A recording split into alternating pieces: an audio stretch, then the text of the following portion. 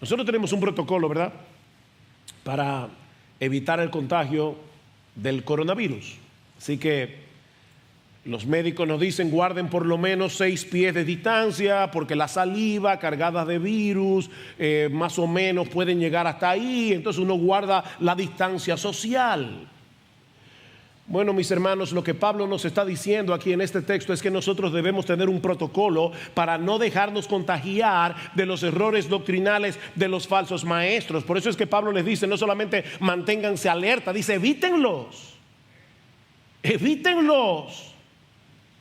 Esta gente sabe cómo convencer a los incautos, a los ingenuos, con palabras suaves y lisonjeras. Ellos te dicen lo que tú quieres oír.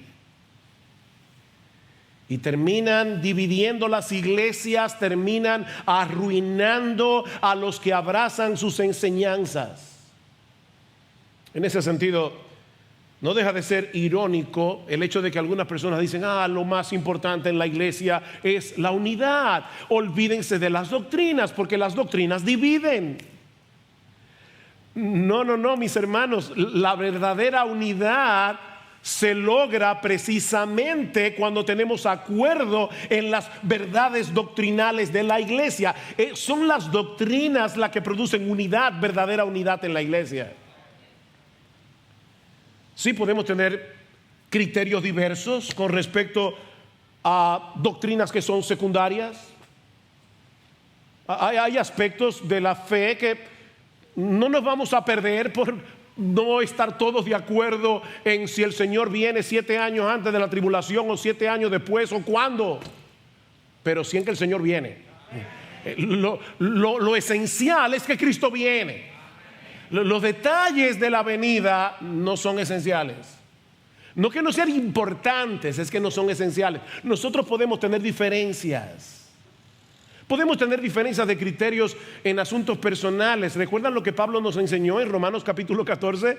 Uno piensa que no puede comer de todo, otro piensa que sí, uno piensa que no se debe beber vino, otro piensa que sí. Bueno, hay diferencias de criterios en la iglesia, no hay problemas. Pero no con respecto a las doctrinas fundamentales de nuestra fe. Lo que Pablo nos está diciendo aquí es: divídanse de los que los quieren dividir. Hay una división saludable.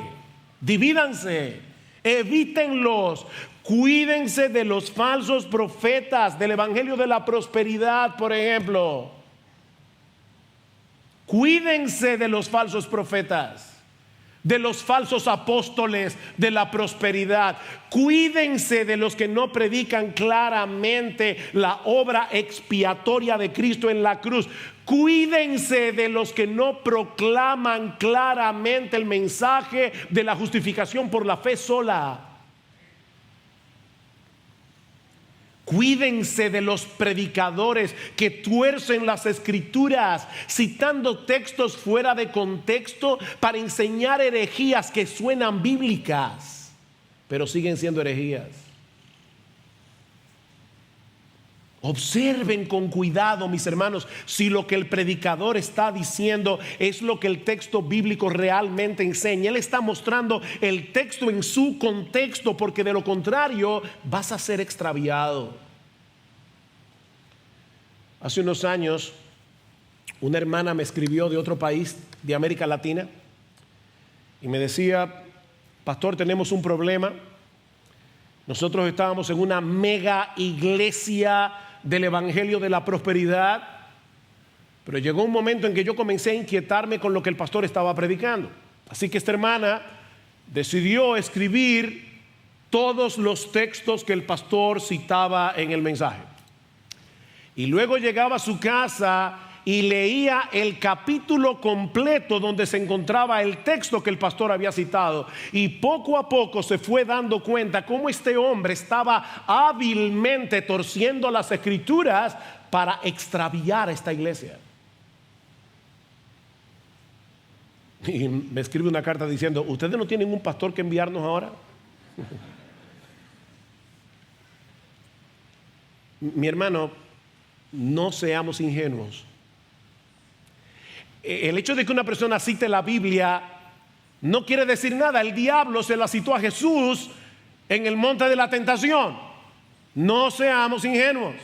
Vean lo que dice el versículo 18. Porque los tales son esclavos, no de Cristo nuestro Señor, sino de sus propios apetitos, y por medio de palabras suaves y lisonjeras engañan los corazones de los ingenuos.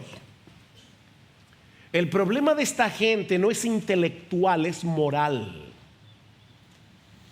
El Dios de ellos es su propio vientre, como dice Pablo en Filipenses capítulo 3 versículo 19. Ellos viven para su propio placer. ¿Y saben lo que hacen?